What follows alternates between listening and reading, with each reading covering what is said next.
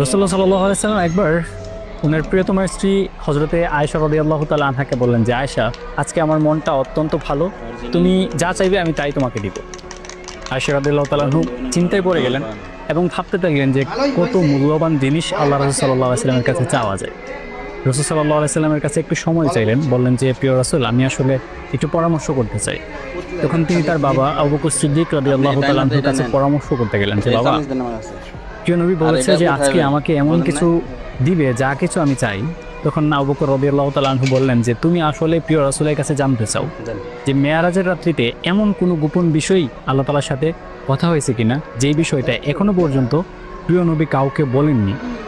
তখন তিনি ফিরে গেলেন প্রিয় রাসূলের কাছে। রাসূল সাল্লাল্লাহু আলাইহি সাল্লামকে বললেন যে, আমি আসলে আপনার মেয়ারাজের রাত্রে এমন একটা ঘটনা জানতে চাই যে ঘটনাটা আপনি এখনো বলেন নাই পৃথিবীর কাউকে। তখন আল্লাহ সাল্লাল্লাহু আলাইহি সাল্লাম বললেন